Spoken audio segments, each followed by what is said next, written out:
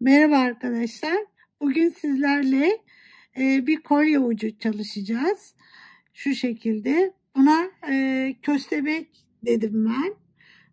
Köstebek. Şurası köstebeğe benzediği için böyle. Ve bu arkadaşlar oldukça kolay ama zaman alan bir iş.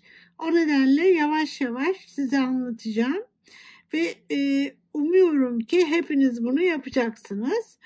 Evet, şimdi bunun için gerekli malzemelerimizi söyleyelim. Neler kullandım. Bir kere 3 renk Delica 11.0 kullanıyoruz. 11.0 bu ortadaki, yani şu kırmızının yerine kullanacağım boncuk bu. Onun renginde ya da ona yakın bir renkte kristal seçebilirsiniz. Şimdi bunlar 3 renk 11.0 Delica boncuk gerekiyor. 3 milim kristal, 3 milim kristal ve şu 11.0 normal bizim bu ipe dizili kum boncuklarımızdan gerekiyor. Bunu da mümkünse yine kristalin rengine yakın bir renk tercih edin arkadaşlar. Ve şöyle, biliyorsunuz yüzük süzgeçleri var. Yüzük süzgeçleri kullanıyorum. Eğer böyle bombeli bulabilirseniz çok iyi olur. Bombeli yüzükler, yüzük süzgeçleri. Bulamazsınız. Bunlardan var arkadaşlar, biliyorsunuz. Bunlardan kullanabilirsiniz. Ölçüsü ne kadar? Ölçüsü şöyle diyeyim, 5 kuruş kadar şöyle. Bunların çünkü büyükleri de var, küçükleri de var. Ama 5 kuruş kadar bizim yaptığımız kolye ucuna denk geliyor arkadaşlar. Şöyle. Bunun da boyutu hemen hemen aynı. Şöyle baktığınızda bunun gibi. Peki bir de diğer kumpasla ölçelim arkadaşlar, ne kadarmış çapını. Ona da şöyle bakalım. Evet. Kumpasla ölçüyoruz. 17 milim.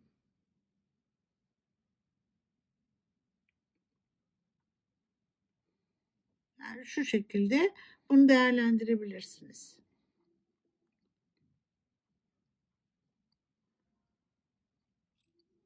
Evet. Şimdi arkadaşlar ve Fireline, şu kısımların örülmesinde Fireline kullanıyorum. Ama yüzüğün üst tarafını yaparken arkadaşlar misina kullanıyorum.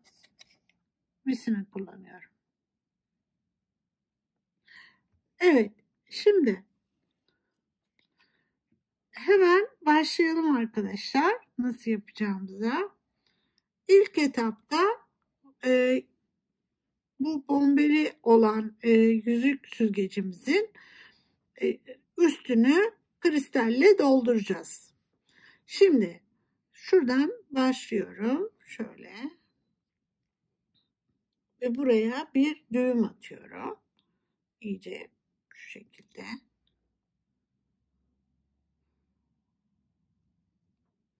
Bir düğüm atıyorum. Ve buradan içeri orta kısma çıkıyorum.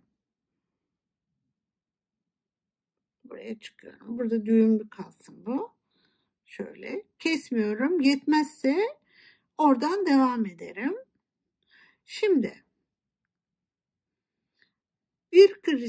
bir kum, bir kristal, bir kum alıyorum şu. Ve bunu aynı yerden geri dönüyorum.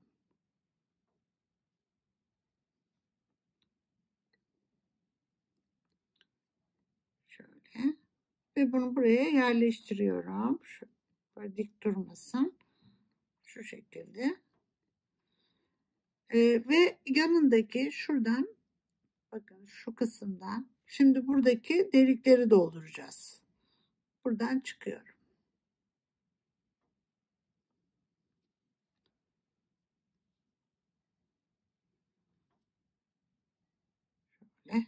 düzeltelim. Şimdi gene bir kum, bir kristal, bir kum alıyorum.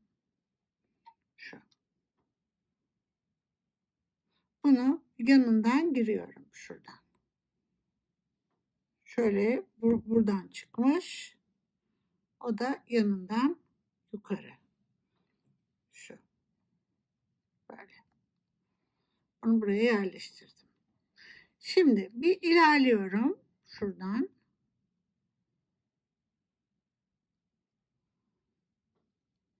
Böyle. Şimdi bir kum, bir kristal alıyorum.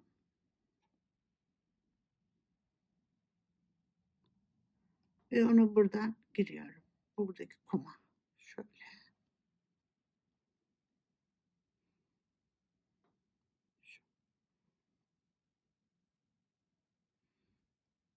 Giriyorum ve çekelim. Şu.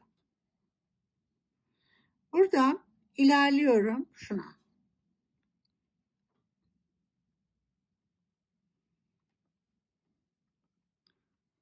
Gene bir kum, bir kristal alıyorum. Şu. Ve bunu buradan giriyorum. Aşağı iniyorum. Şöyle. Şimdi çıkıyorum. Aynı şekilde böyle devam ediyorum. Şu. Bunu buradan giriyorum. Böyle.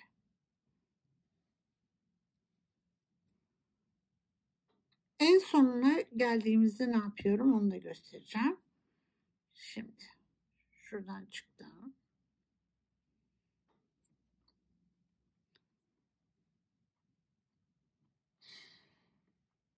Bir kombi kristal yine şu. Aşağı iniyorum. Şimdi tekrar şuraya çıkıyorum.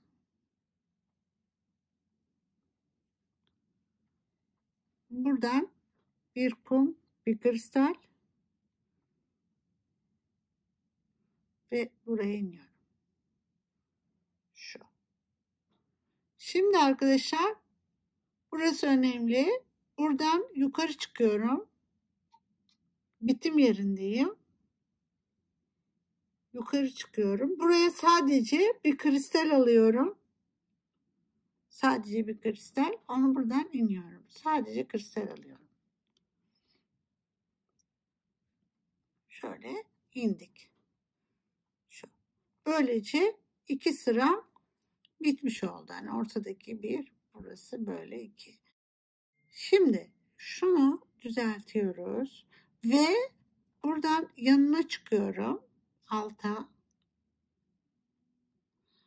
Buradayken aynı işlemi bu sıra için yapacağım. Yani bir kum, bir kristal, bir kum alıyorum. Şu. İlk başlarken böyle yanına giriyorum şuraya.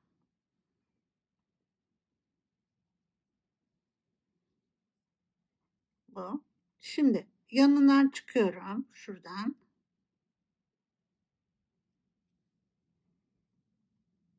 Bir kum, bir kristal alıyorum. Şu. Ve buradan aşağı iniyorum. Şöyle. Tekrar buraya çıkıyorum. Bu şekilde arkadaşlar bütün delikleri dolduruyorum. Ben bunu bir doldurayım. Sonra diğer bölüme geçelim. Evet arkadaşlar, şimdi bu sıram da bitti. Böyle şu şekilde oldu. Ama ipim azaldı. Ne yapacağız? Şimdi buradan çıktım. Şuraya gelip buraya düğüm yapıyorum ben bunu. Bir sonrakindeki ucu da onunla birleştireceğim daha sonra. Diğer ucu. Şimdi bu böyle bırakıyorum bunu. Ve diğer ucu alıyorum. Kesmemiştik bunu. Ve yandan şuradan çıkıyorum. Böyle. Ve şimdi yine devam ediyorum sırama. Ne yapıyorduk? Bir kum, bir kristal, bir kum alıyorum. Bunu yana giriyorum şuraya.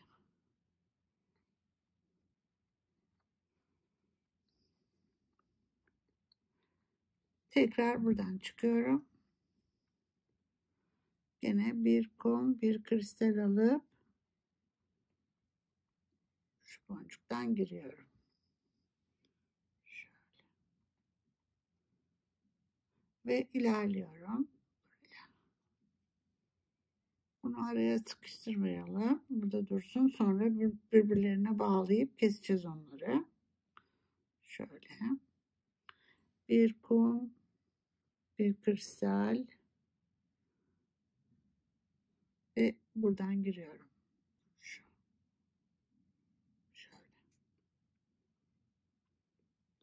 Evet, şimdi ben buna devam edeyim. İpi nasıl değiştirdim onu göstermek için yaptım burayı. Sonra ikinci bölüme geçeceğiz. Böylece en son sırayı da tamamladım. Şimdi yan yana iki ucu birleştirip bağlayacağım arkadaşlar. Onu nasıl gidiyorum? Buradan onu göstereyim. Şöyle ikisini yan yana getireceğim. İlerliyorum. O nerede? Şurada.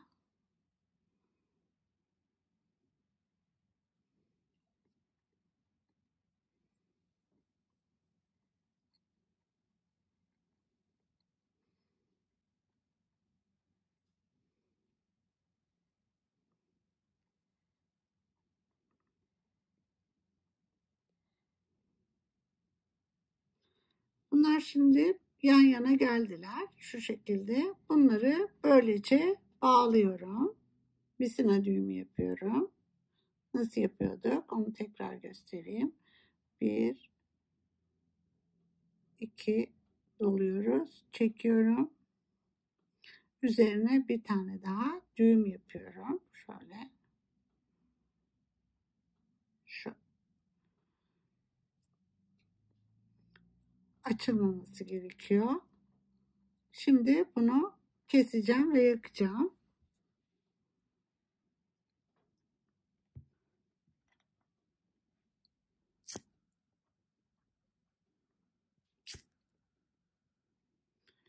Şimdi arkadaşlar bu bitti. İsterseniz bunu tek başına yüzük de yapabilirsiniz. Şu şekilde yüzük de yapabilirsiniz. Ama ben bunu gördüğünüz gibi bu kolyenin ortasına yerleştireceğim. Şimdi ikinci parçamızın örülmesine geçelim. Arkadaşlar şimdi bu bölümde Fireline ile çalışacağız. 0-12 milim 10 da olabilir. Fireline bulamazsanız arkadaşlar artık Miyuki'nin Duraline ipi çıktı. Bunları kullanabilirsiniz. Ve malzeme satan yerlerde bulmanız mümkün. Özellikle Miyuki boncuk satan yerlerde Duraline'ı bulabilirsiniz. Şimdi burada arkadaşlar yapacağımız iş iki uçtan da yani iki tarafta aynı anda neredeyse örüyorum ben. O şekilde örüyorum. Bakın. O nedenle ipimizi iki ucuna da iğne takıyorum. Başlarken bir tarafla başlayacağım. Sonra bir orayı örerek yani bir bu tarafı bir de bu tarafı örerek bütün bir şekilde şu parçayı çıkacağım. Sadece bunu görmeyin. Bunu sonra örüyoruz. Bu parçayı çıkacağım. Peki nasıl başlıyoruz? Ona bir bakalım. Şimdi bu kırmızıların yerine dedim ki yeşil kullanacağım. Diğerleri aynı olacak. O nedenle 2 tane yeşil alıyorum ve 11 tane bir siyah bir beyaz bir siyah şeklinde diziyorum.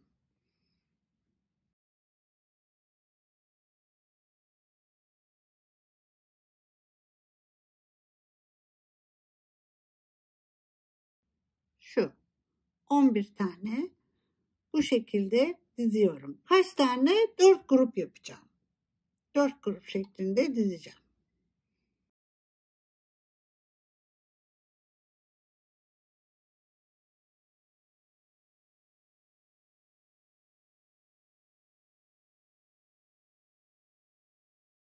Böyle ikinci grubumuz.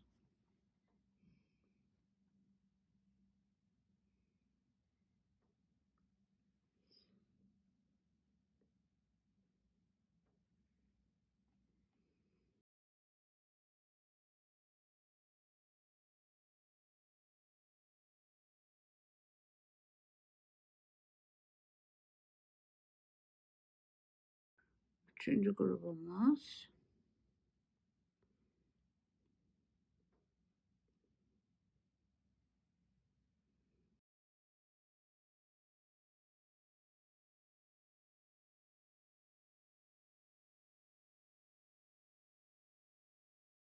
Ve şimdi arkadaşlar dördüncü grubu da koyduk. Evet arkadaşlar, bunu dizdikten sonra dikkat etmemiz gereken bazı hususlar var. Nasıl? Bunu şimdi böyle çevirdim ve içinden girip bu yeşile geliyorum. Şuradan. Böyle komple içinden çıkıp şu şekilde bu yeşilden çıkıyorum. Şu. Ve diğer ucumuzun da beyazdan çıkmış olmasına dikkat ediyoruz. Diğer taraftaki şuradan şöyle çıkalım. Komple turlayarak, çok önemli arkadaşlar. Örerken bu kolaylık sağlıyor bu şekilde gitmemiz. Yoksa düzensiz gidiyor örgü. Şimdi bunu da turlayıp geleceğiz.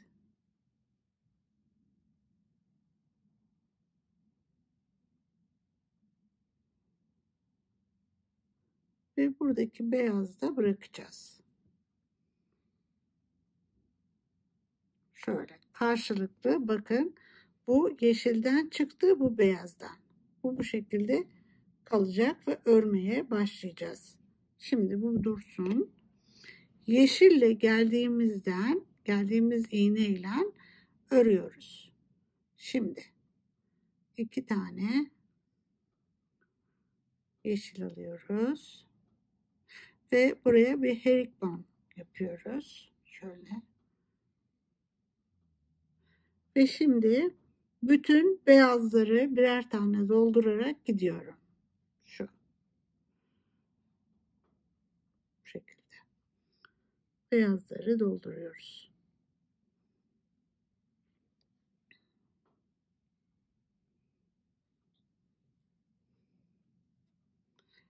Bu yaptığımız aslında tam anlamıyla arkadaşlar işin püf noktasıdır. Lütfen burayı kaçırmayın.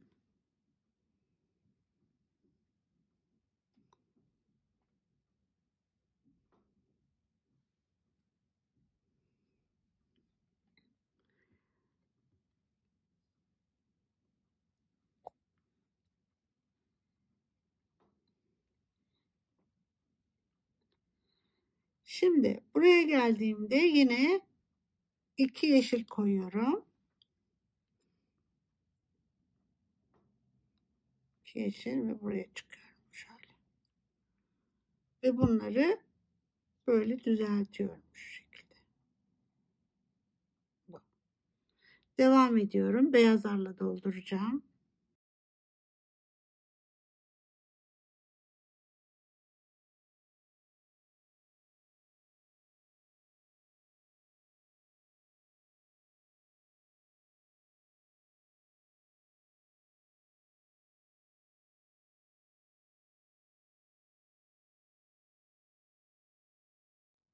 Şimdi yine 2 yeşil alıyorum.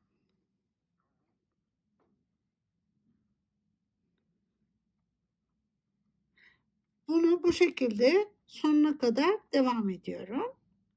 En sona geldiğimizde nasıl buraya geleceğim onu göstereceğim. Şimdi aynı şekilde devam ediyorum. Şimdi arkadaşlar en sona geldiğimiz zaman yine bir tane beyaz alıyoruz. Bu sefer burası da önemli. Bakın ikisinden birden çıkıyoruz. Bu ikisi şu şekilde ikisinden birden çıkıyoruz. Şu. Bu şekilde. Şimdi tekrar 2 yeşil alıp devam ediyorum. 2 yeşil. Buradan bir taneden çıkıyorum. Şu.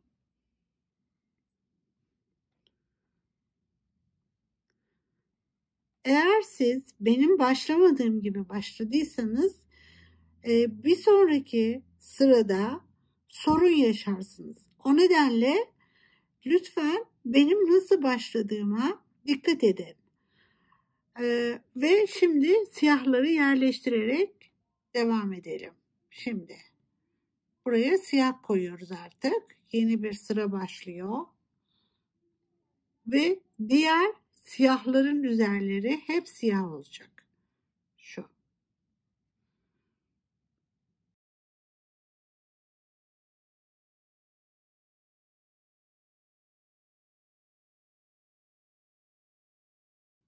Burada da yine bakın burası bittiği için yine siyah koyuyoruz. Yine siyah koyuyoruz buraya. Yeni bir siyah başladı. Yani ne olacak? Böyle yayılarak gidecek. Bu şekilde yayılarak gidecek. Şöyle düşünün. Bu kısmında böyle uzayarak gidecek. Evet. Şimdi ben buraya 2 yeşil alıyorum. 2 yeşil alıyorum. Buraya koyduktan sonra siyahı da tekrar alıyorum.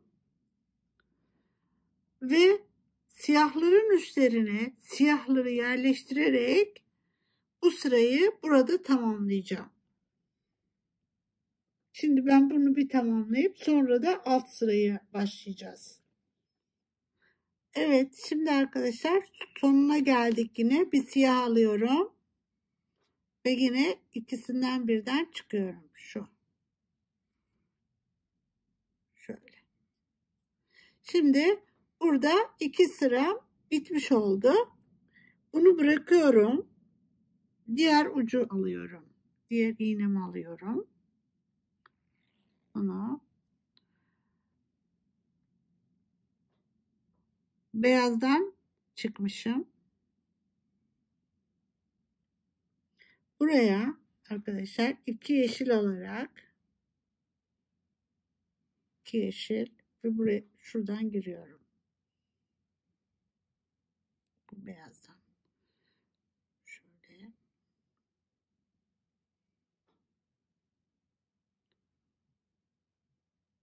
İki yeşil ve buraya giriyorum. Şu. Şimdi yine aynı şekilde burada siyahları dolduruyorum. Siyahın üstüne siyah geliyor.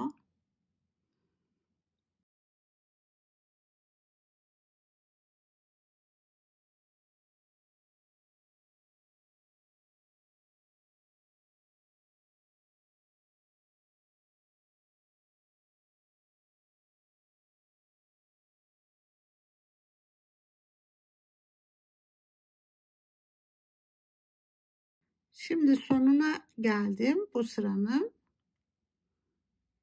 Şöyle dikkat edelim. Evet. Buraya 2 tane yeşil koyuyorum yine. 2 tane yeşil alıyoruz. Bunu yine buraya yerleştiriyorum.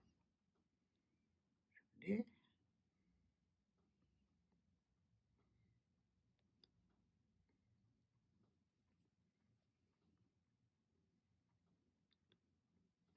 Önce burayı yapıp sonra burayı yapalım. Gördüğünüz gibi arkadaşlar 2 sırada bile kasıyor. O nedenle bu şekilde yürümenizde fayda var.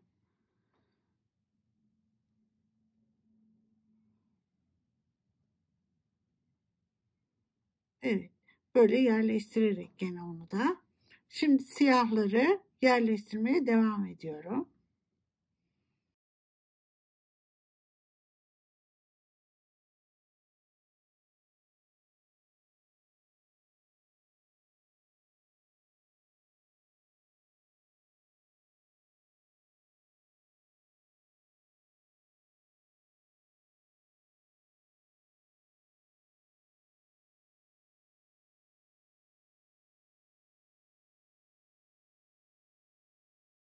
Gene yeşile geldik. 2 yeşil alıyoruz. Beyazdan çıkacağız.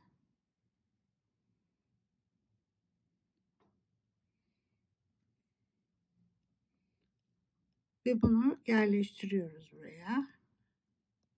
Bir tane siyahlıyorum. Buradan giriyorum.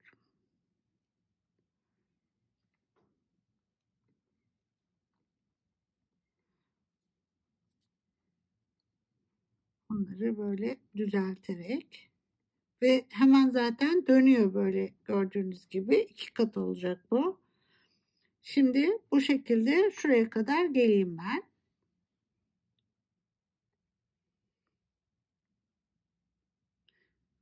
Şimdi sıranın sonuna geldik. Siyahı tekrar alıyoruz. Buradan böyle yukarı çıkıyorum. Yeşile çıkacağız.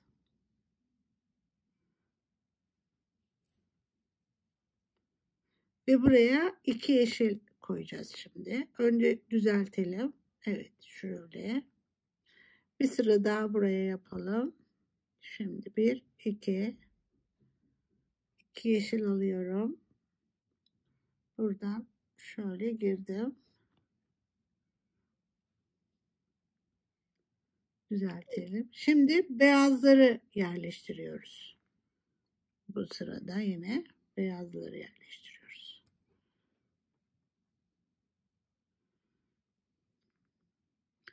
Şimdi artık çalışmak daha kolay. Döndü çünkü bu. Yani dediğim gibi şimdi bir tur bunu çalışacağım. Sonra alttakini, sonra burayı bu şekilde yapmak istediğim kadar yapıp tamamlayacağım bunu. Bu şekilde devam ediyorum.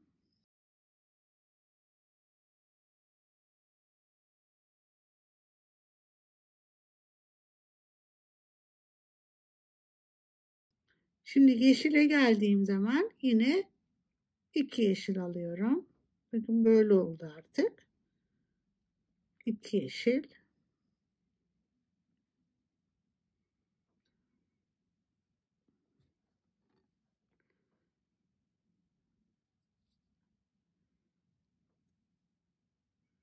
Bunu mutlaka yerleştirin. Böyle potluk yapmasın. Evet, şimdi beyazları koyarak yine ben devam ediyorum.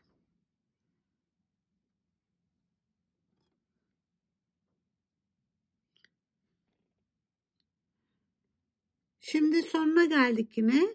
Buradan bir beyaz alıp buraya yine dikkat ediyoruz. Sonuna geldiğimizde ikisinden birden çıkıyoruz. İkisinden birden çıkıyoruz şöyle. Şimdi bu buradayken arkadaşlar diğer tarafa geçeceğim ben ve orayı yapacağım.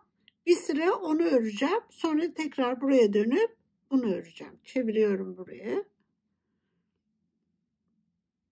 Şöyle düzelterek. Bu burada duruyor. Şimdi 2 tane yeşil alıyorum.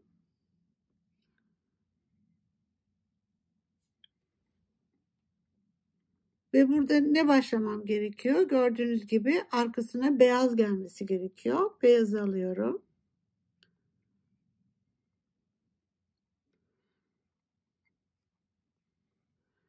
Ve beyazla yine böyle turlayıp devam edip geliyorum. Bütün her tarafını beyazla dolduruyorum. Şu anda önüme gelen komple beyazların üstüne beyazları koyup buraya da yeşilleri koyacağım. ve bu şekilde buraya geleceğim. Evet, şimdi sonuna geldik yine. Bunu da buradan yukarı bir tane beyaz alıyorum. Şöyle yine. Ve 2 tanesinden birden yukarı çıkıyorum. Şu. Ne yaptık şimdi? Bu sırayı bir tane daha, yani bu tarafın bir sırasında bitirmiş olduk. Bunu bırakıyorum. Şimdi diğer tarafa bir sıra öreceğim. Bu tarafını bir sıra önce öreyim. Sonra diğer tarafı yerleştirerek örmeye devam edeceğim. Şimdi 2 tane iğne alıyorum ve buraya giriyorum. Şimdi burada siyahlarda sıra. Şöyle siyahları yerleştireceğiz. Bu şekilde.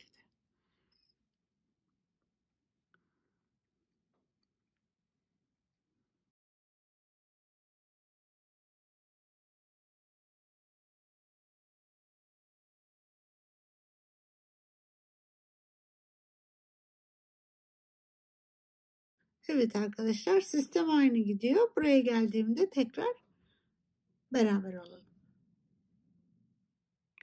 Şimdi sonuna geldik yine. Bir siyah alıyoruz ve yukarı çıkacağım şimdi. Yine sonuna geldiğimizde ne yapıyoruz? İkisinden birden çıkıyoruz. Şimdi böylece bu sırası tamamlandı. Evet, bu böyle devam ediyor. Evet arkadaşlar, şimdi bu aşamadayken köstebeğimizi buraya yerleştireceğiz. Ama bundan önce bunların tutturma noktalarını belirliyorum. İpi çektiğimde çıkacak durumda bırakıyorum. Şimdi yani tam orta noktalarından bunlara işaret koyuyorum böyle. Buradan buraya koyalım. Aralarda 5'er delik kalıyor. Siz de sayıp onu 4'e bölüp ona göre noktalarınızı belirleyebilirsiniz. 1, 2, 3, 4, 5 deliğimiz var. Buraların her birinde 5 deliğimiz var. Böylece bunu burada bırakıyorum ve diyorum ki bunlardan tutturacağız. Buraya bunlardan tutturacağız diyorum. Az bölgeden yapmaya çalışalım. Yani şuradan, nasıl olsa her tarafa aynı. Neden? Daha kolay gidip geliriz diye. Şimdi bunu böyle belirledim. Ve başka bir iğneye ip takıyorum arkadaşlar. Şuradan. Şöyle. Bu burada duruyor. Burası 1, 2, 3 sıra. Burası ise 1, 2, 3, 4 sıra. 3. sıra olan yere takacağım. İkisi de aynı. Bir şey fark etmiyor yani. Şimdi aynı iğnenin çıktığı yerden giriyorum böyle. Şuraya. Başka bir ip bu. Buradan bunu şuna giriyorum. Neden buraya giriyorum? Buradan çıktığı için oraya giriyorum. Böyle girdim. Bunu da yanından çıkıyorum. Şöyle. Buradan giriyorum. Buradan çıkacağım. Ve bunu şu üçünden birden yukarı çıkacağım. Şu şekilde.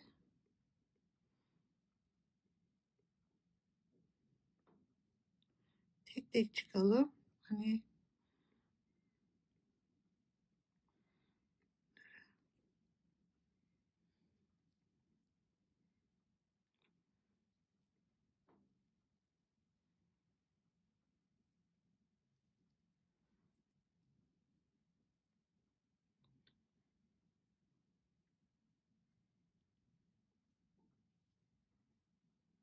evet, biraz sabırlı olmanız gerekiyor arkadaşlar. Takı yaparken biliyorsunuz sabır şart. Ve isteyerek, severek yapmanız lazım. Azimle. Yani ben öyle yapıyorum. İzlediğim videoları da sabırla izliyorum arkadaşlar. Nerede ne yapmış? ya da ne yapabiliriz diye. Şimdi buraya geldikten sonra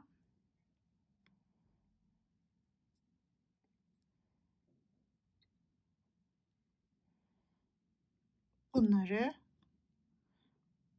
böyle arkadaşlar aşağı iniyorum tekrar. Tekrar aşağı iniyorum. Bu öbür uçta var ya, burada onu karıştırmamam gerekiyor. Evet, tekrar aşağı iniyorum buradan.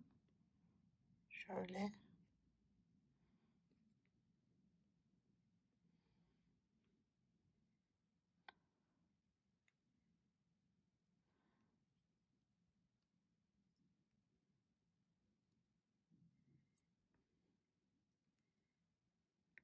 Çok çekmeyeceğiz. Sadece tutturacağız bunları. Evet. Şimdi bu aşağıda, diğer ucu da burada. Şu. Bunu biraz küçültelim. Şöyle. Evet. Ve bu ucuna bir iğne takıp onu da yan yana getirip bağlayacağım. Şöyle.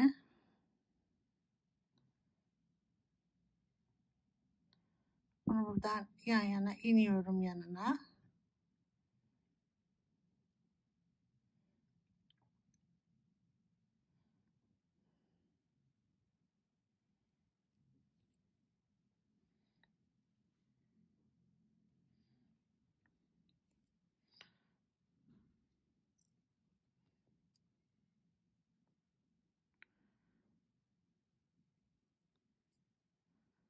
Evet, şimdi bunları bağlayacağım arkadaşlar.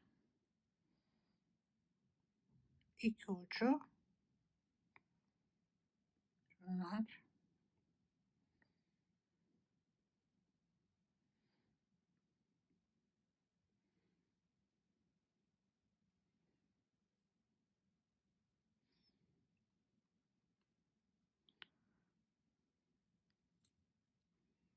Evet. Ve bunları ben keseceğim.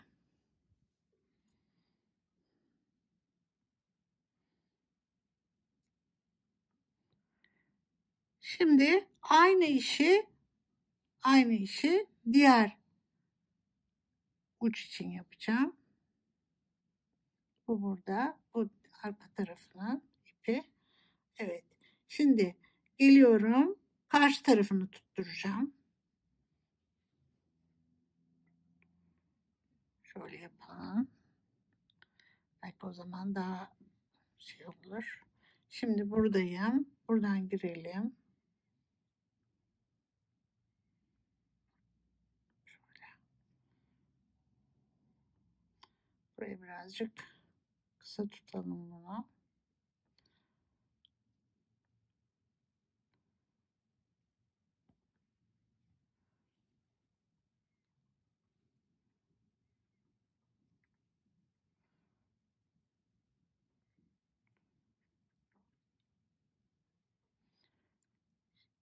Tekrar iniyorum bunu aşağıya.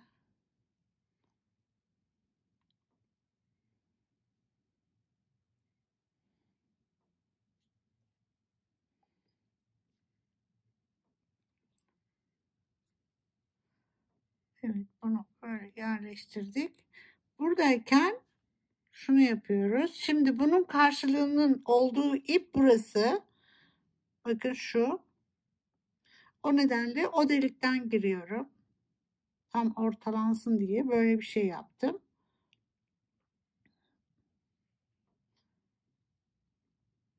Ve yanındaki delikten çıkıyorum. Şuradan şöyle. Bu deliğe bu da buradan çıkıyorum.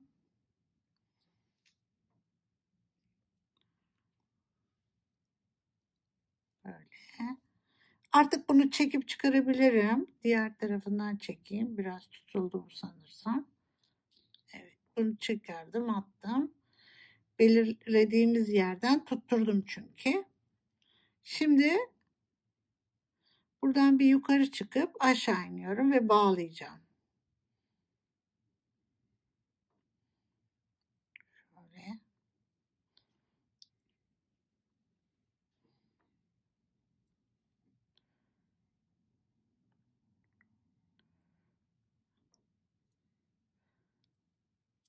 Bunu da buradan iniyorum.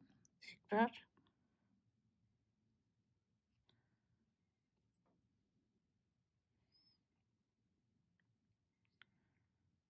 Şu. Ve bunları birbirine bağlıyorum.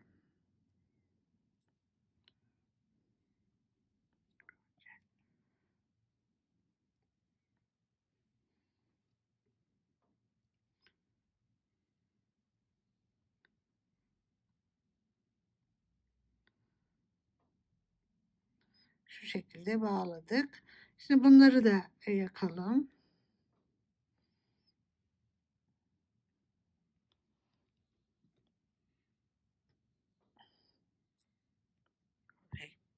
Tabii yapmak lazım bunları. Evet. Şimdi bu diğer iki tarafını aynı şekilde birleştireyim ben. Yine buradan çıkıyorum. Bu burada. Bu önemli. Bu ipim dursun. Şimdi sonra onu da çekip çıkaracağım. Şu aradan bakın bu. Şöyle buradan çıkıyorum.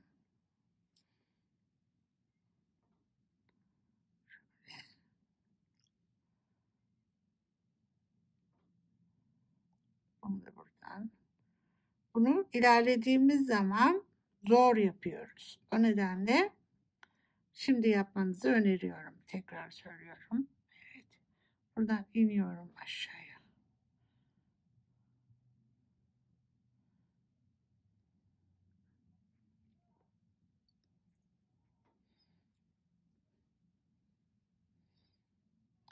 Şimdi buradayken ipimin çıkmış olduğu buradan deliği buluyorum. Şu. Burada ya. Şuna giriyorum. Burada ipim burada. Ona giriyorum. Şöyle. Ve yanındakinden çıkıyorum. Şuradan çıkıyorum. Böyle. İlerleyip şimdi buradan şuna geleceğim. Çeviriyorum böyle.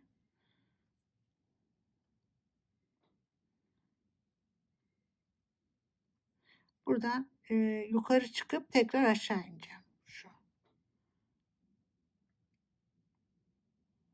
Şöyle yapayım.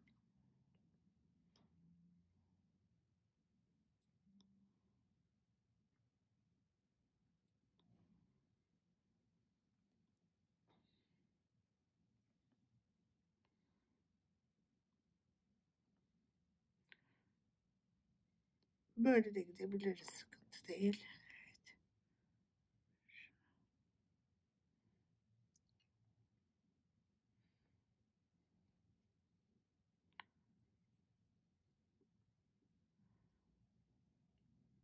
Düzeltiyoruz.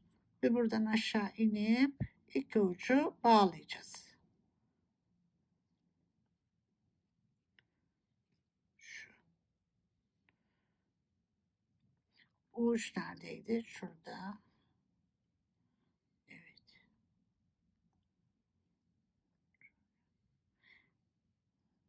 Ve bunu bu şekilde bağlayabiliriz buraya.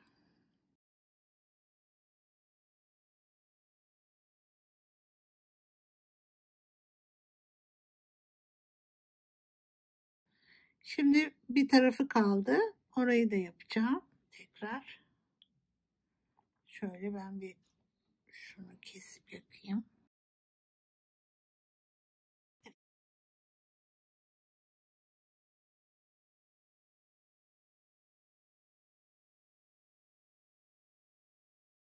Bu noktalara girmek için gayet iyi oluyor. Evet arkadaşlar, şimdi son bölümdeyim. Şurası. Oraya da şimdi yapayım tekrar.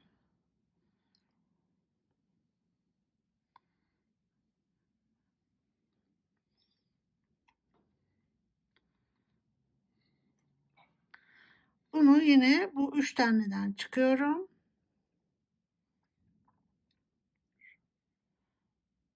Buradan daha kolay olabilir.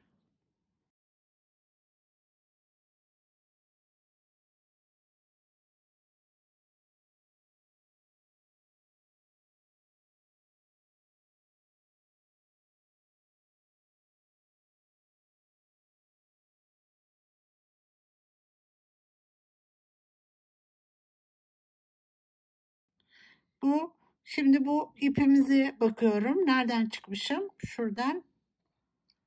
Şu.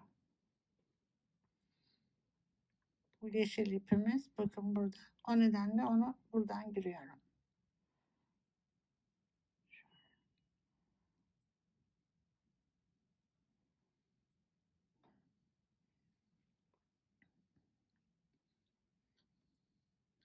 Ve bunu tekrar gelip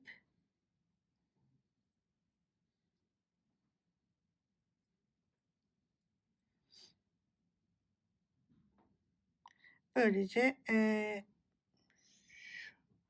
buradan böyle gelip şuradan çıkıyorum.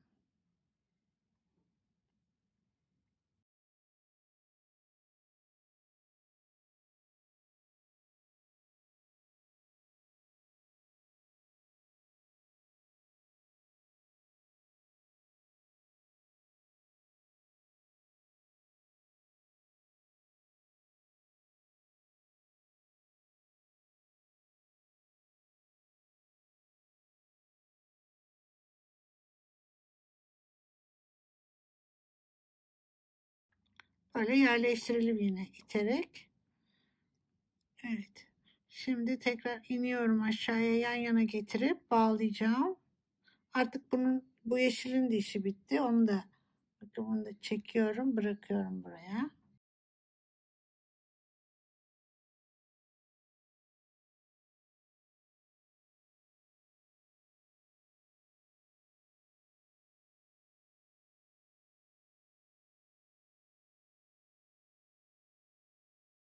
Evet. Şimdi bu iki ucu birbirine bağlıyorum.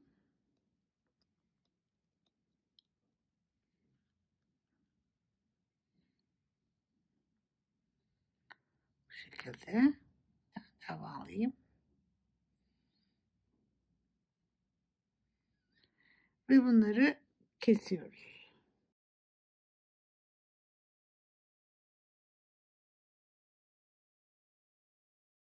Böylece bunu buraya monte ettik.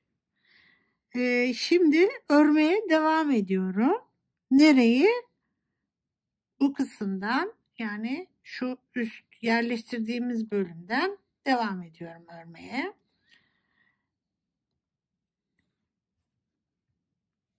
İki tane yeşil.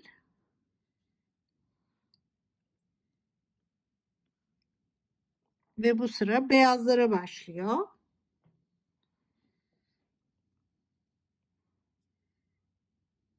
Yerleştirdim. Ve beyazlar.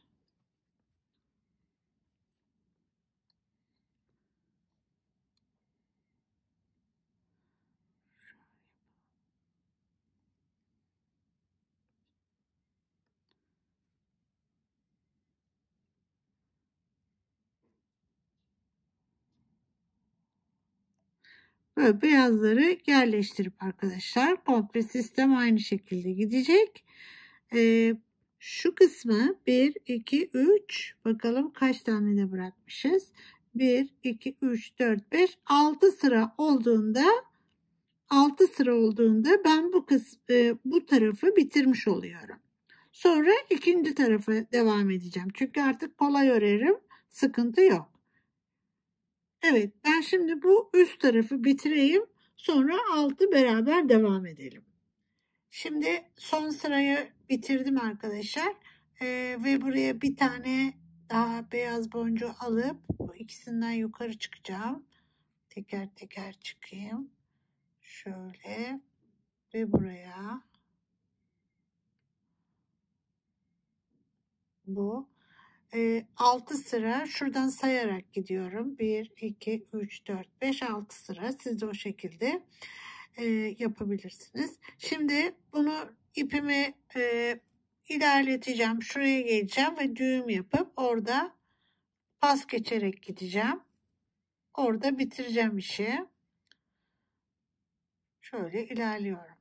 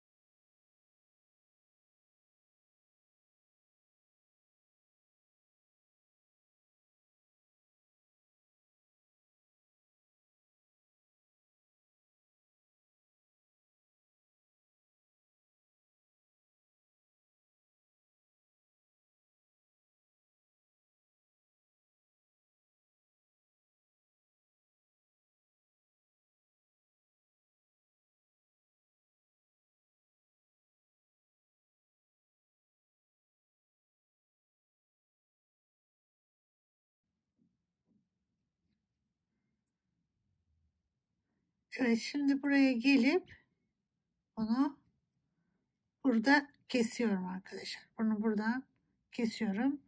Düğme de gerek yok. Çok sıkı geçtiği için bir sıkıntı olmaz. Şuradan kesiyorum. Evet. Şimdi ise alt tarafını örmeye devam edeceğim. Bu tarafını örmeye devam edeceğim. Orada da bir olayımız var. Nasıl? Şunu koyacağız arkadaşlar. Şu şekli vermem gerekiyor. Ona da 5. sırada koymam gerekiyor. Burası 2, 4. Demek ki bir sıra örüp ondan sonra burayı nasıl yapıyorum onu göstereceğim size. Şimdi ben devam ediyorum alt tarafına ve sonrasında ortadaki şekli nasıl yapıyoruz onu göstereceğim.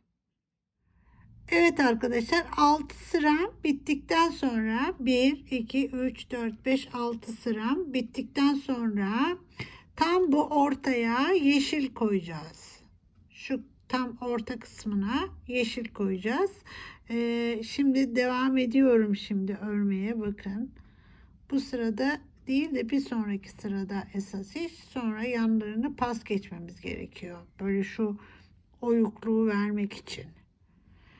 Evet, şimdi siyahlardayız ama tam buradayken yeşil koyacağız. Ona dikkat edelim.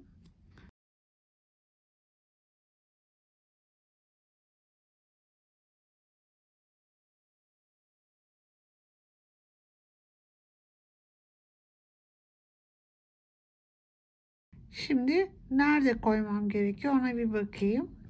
1, 2, 3, 4, 5 burası. Tekrar 1, 2, 3, 4, 5 burası. Demek ki buradayken buna yeşil koymam gerekiyor. Bunu siyah koyalım. Şimdi yeşili buraya koyuyoruz.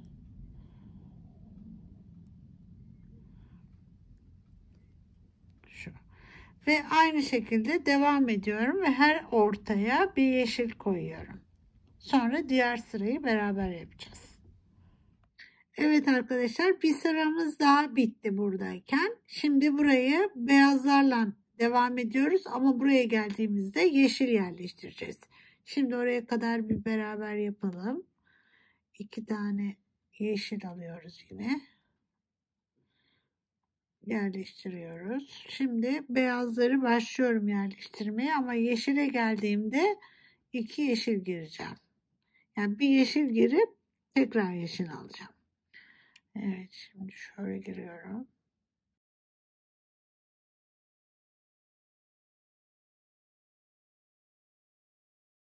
Şimdi buraya geldiğim zaman yine bir tane yeşil alıyorum.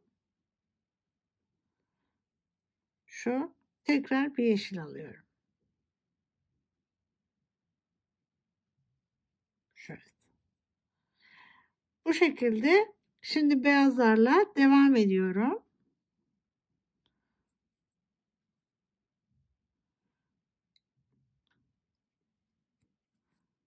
Dört bir yanını aynı şekilde yapıyorum. Evet, şimdi bu sırayı da tamamladık. Yine şu bölümü göstermek için beraberiz yine. Şimdi normal 2 tane alıyorum buradan. Şöyle düzeltelim yine. Sıra siyahlarda, siyah koyarak gidiyorum. Şöyle siyahları yerleştiriyoruz. Ama yeşile geldiğimizde pas geçeceğiz arkadaşlar. Oyun tüyü vermek için.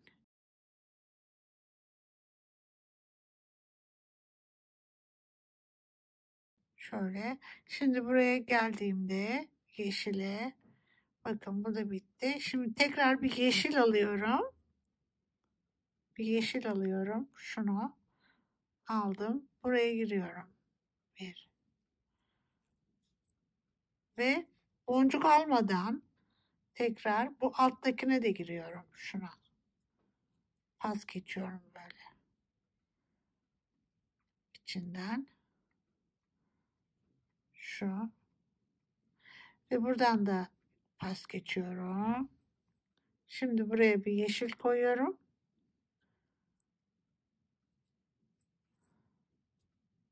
Ve siyahları yerleştirerek örmeye devam ediyorum. Bunun aynısını bir kez daha yapacağız. Bu sefer hepsinden pas geçeceğiz. Buralara yeşil koyacağız. Şimdi ben devam ediyorum arkadaşlar. Evet arkadaşlar, son sıraya geldim. Şimdi baktığımız zaman 4-1 sırasında da aynı bu şekilde 5'li grup halinde yeşillerimiz var. Gördüğünüz gibi.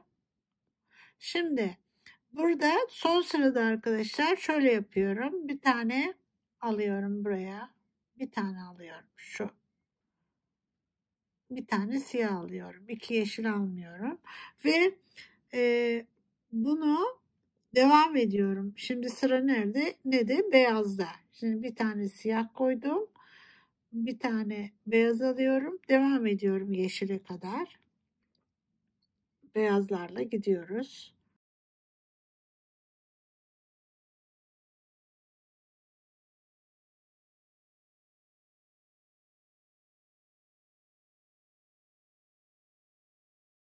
Şimdi buraya geldiğimde arkadaşlar bir tane yeşil alıyorum ve 5 tane yeşilden pas geçiyorum.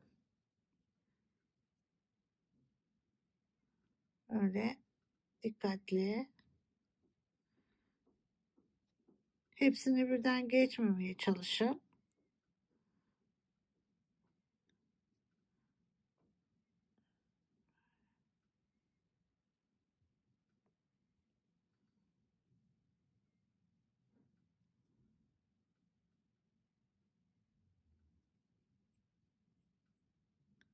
Evet, şimdi 5'ini birden geçtik. Buraya da bir yeşil koyuyorum. Ve devam ediyorum. Beyazlarla devam ediyorum.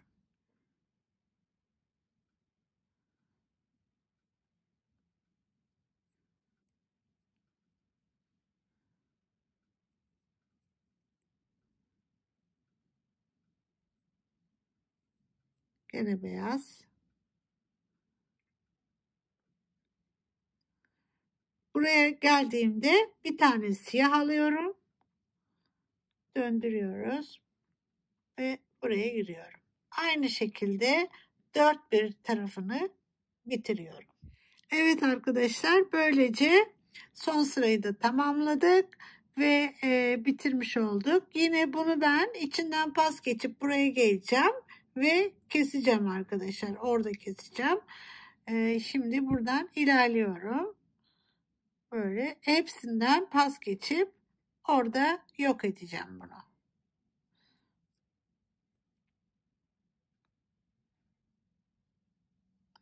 Evet, ben bir geçeyim, orada yok edeyim onu. Sonra buradaki kapama bölümümüz var.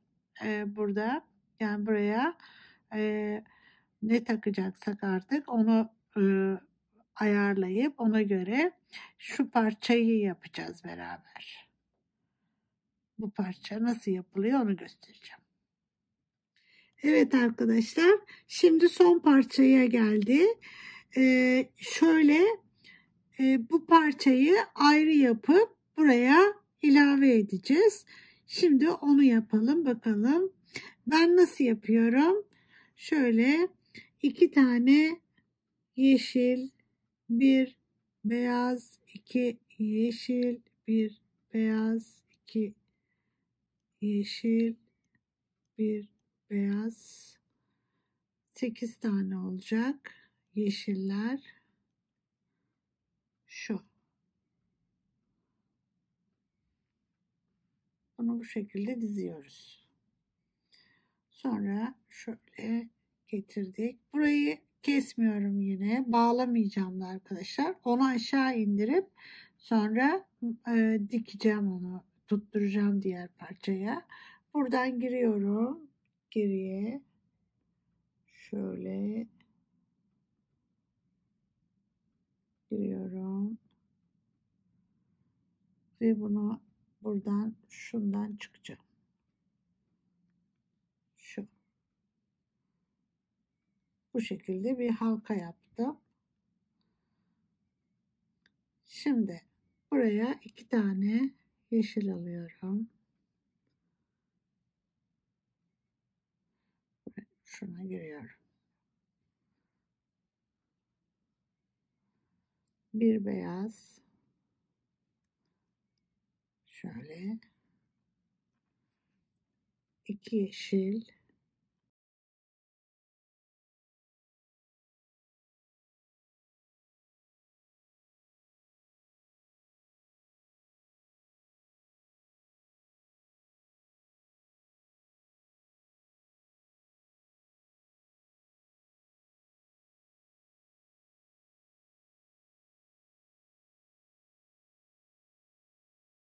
Buraya geldiğimde ikisinden yukarı çıkacağım. Şuradan beyazı koyuyoruz. İkisinden yukarı. Şu. Bitim yerlerinde arkadaşlar hep 2'den yukarı çıkıyoruz. Bakın hepsi tamamlanmış oldu bir tur. Şimdi 2'den yukarı. Burası önemli. Şimdi bir sonraki sıradayım. 2 tane alıyorum. Buraya bir tane iniyorum. Bir indim. Şimdi buraya siyah koyuyorum. Bir siyah. Şu. Tekrar siyah.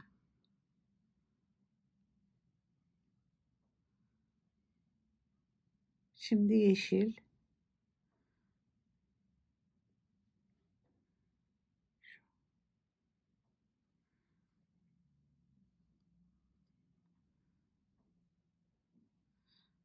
Tekrar siyah.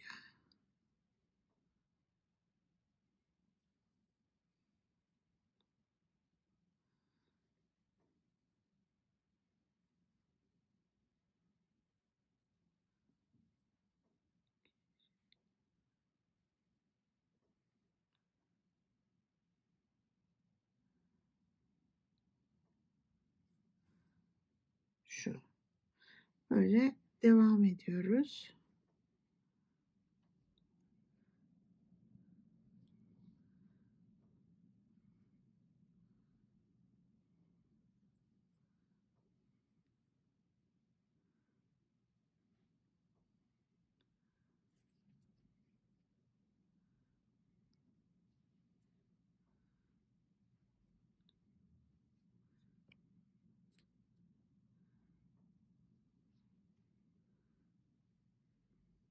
Şimdi sonuna geldiğimde ne yapıyorduk? 2'den yukarı. Şu. Sonundayım şimdi. 2'den yukarı. Evet, yerleştiriyorum. Şimdi bakın burada şunu yapmamız gerekiyor. Artık böyle çevirip bunu daha rahat örebiliriz. Şu şekilde. Rahat rahat örmek için. Şimdi buradayken 2 tane yeşil alıyorum.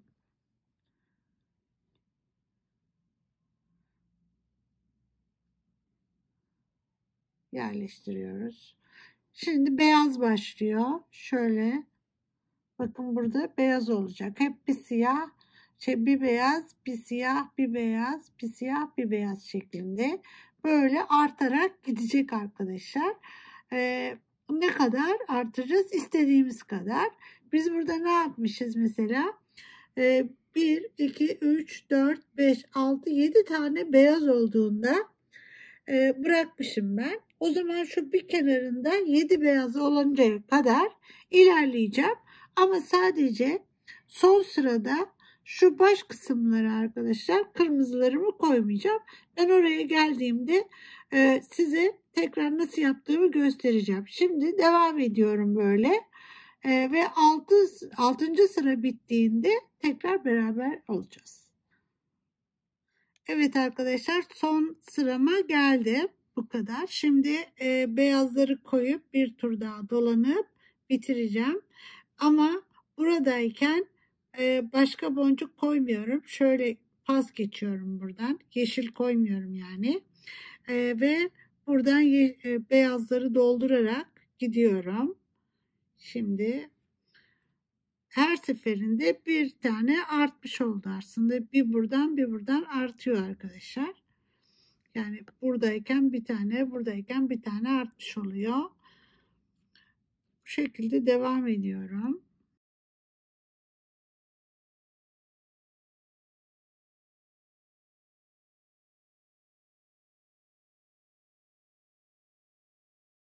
Şimdi buradaysa bir tane siyah alıyorum. Böyle buraya bir siyah koyuyorum. Şuna. Son sırada bunu yapıyorum. Şöyle bir siyah koydum. Ve devam ediyor. Şimdi buralar ekleme yeri olduğu için bunlara siyah boncuk koymuyorum. Oraları pas geçiyorum. Şöyle devam ediyor.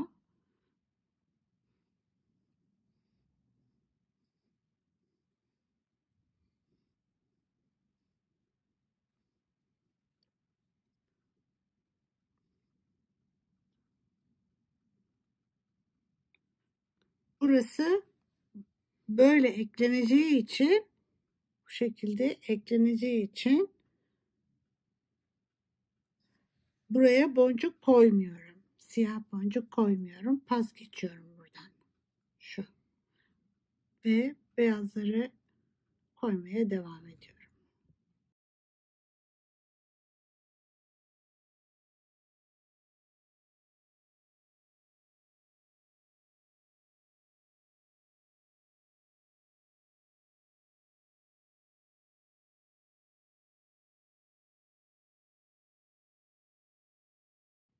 Burada siyahı koyuyoruz. Bir tane siyah aldım. Buraya koyuyorum. Şuna. Ve aşağı doğru ilerliyorum yine beyazları koyarak.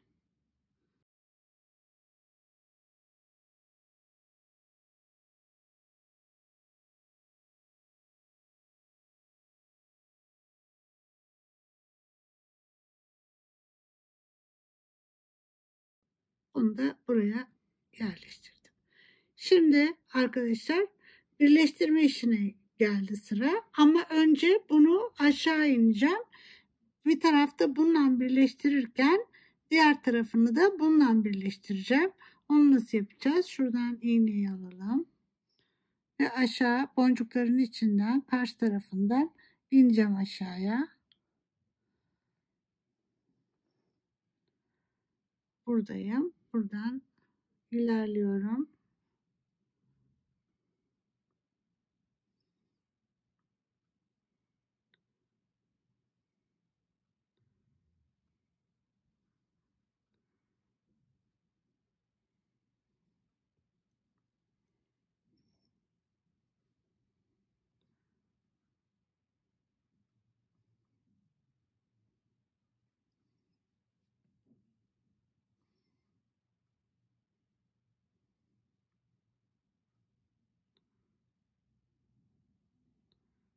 Şimdi arkadaşlar bu parçayı buraya ilave edeceğiz. Şu şekilde tutuyorum. Buraya geldik. Diğer ucumuzu da indirdik buraya kadar. Onunla da arka tarafını tutturacağız. Öncelikle şunu bir tutturalım. Buradan giriyorum. Şu. Bakalım bir dakika. Önce nereden çıktığımıza. Buradan çıkmışım. Şuradan çıkmışım. O zaman buna girmem gerekiyor. Şöyle. Bak. Şu. Ve buraya çıkıyorum.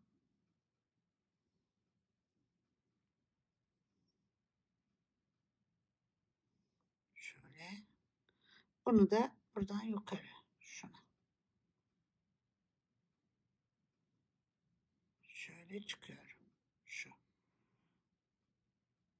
Bu şekilde bütün gibi duruyor. Şimdi bunu arkadaşlar arka tarafa vereceğim aradan geçip. Böyle o arkada Şu şekilde dursun. Böyle döndüreceğim. Bunu da buraya tutturacağım. Şimdi bu uçla bir daha gidip geleceğim. Bunu böyle ayarlamam gerekiyor. Şöyle şöyle tuttuğumda evet böyle durması lazım. Böyle değil, böyle değil. Böyle durması gerekiyor. Ona göre ayarlıyoruz. Buradan giriyorum. Şimdi şu aradan soktum. Kaçıncı sıra oluyor? 1, 2, 3, dördüncünün altından. Şöyle göstereyim. 4'ten içeriden dışarı doğru gönderdim iğneyi.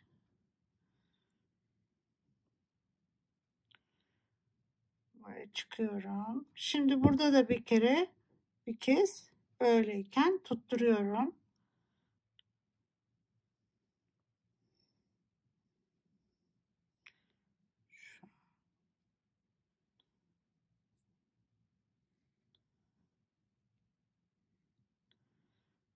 Bu şekilde. Şimdi döndürüyorum. Bunu yeniden iniyorum. Buralarda yapabiliyorum ama arka tarafta yapamadığım için burayı daha sıkı tutturmaya çalışıyorum. Şu ve buna giriyorum.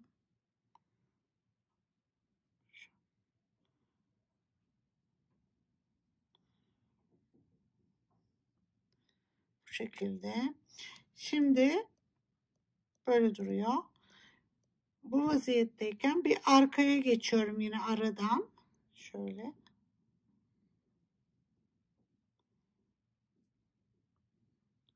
Şu şekilde aradan geçiyorum. Şu an. Çeviriyorum. Onu buraya yeniden tutturacağım. Evet, aynı yerdeyim. Tabii onu da ipinden geçmem gerekiyor arkadaşlar. Şöyle. Bu aradaki ipten.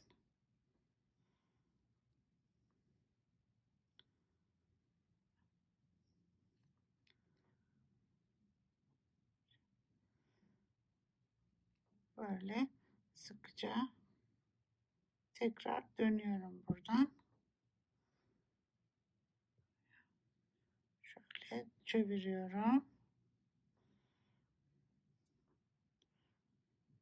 Buradan yeniden çıkıyorum.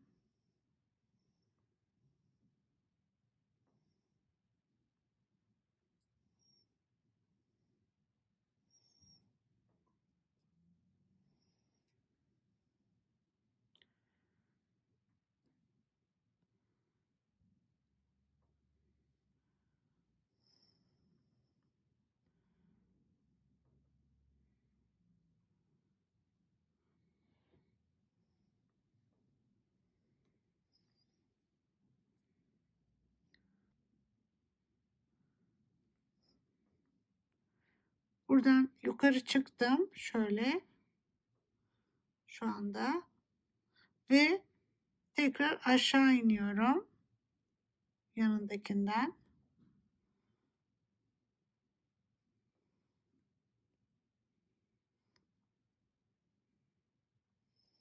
Böyle iyice yerleştirelim ikisinin arasına.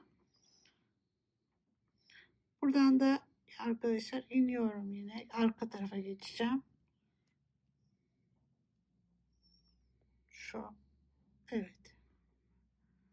Arka tarafına geçtim. Ve bunun ikisini yan yana getireceğim.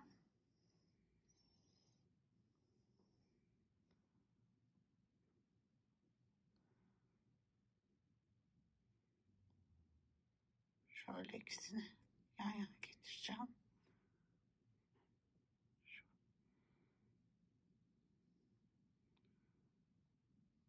Ve bunları bağlayacağım.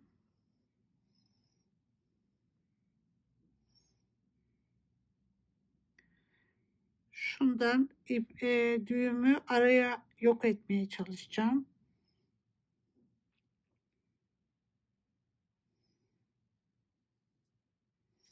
Buradan girelim. Şöyle.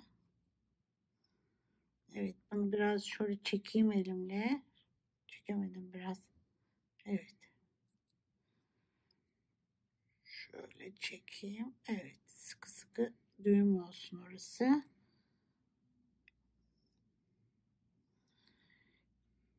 Ve şimdi bunları yakabiliriz. Düğüm de attık. Şöyle. Önce bunu yakalım.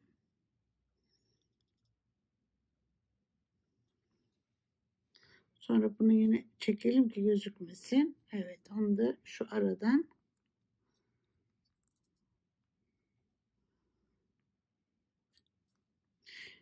bu şekilde. Evet. Ve böylece bitmiş oldu arkadaşlar. Buna bir ince bir kordon, deri ya da titanyum, yani artık sizin yaratıcılığınıza bağlı veya bir zincir geçirip kullanmaya hazır durumda şu anda. Evet, bu da benim için oldukça uzun bir çalışmaydı. Yapmanızı çok isterim arkadaşlar. Evet, böylece bir dersimizin daha sonuna geldik. Sağlıcakla kalın, Nazo Tasarım'da kalın, sevgiyle kalın, hoşça kalın.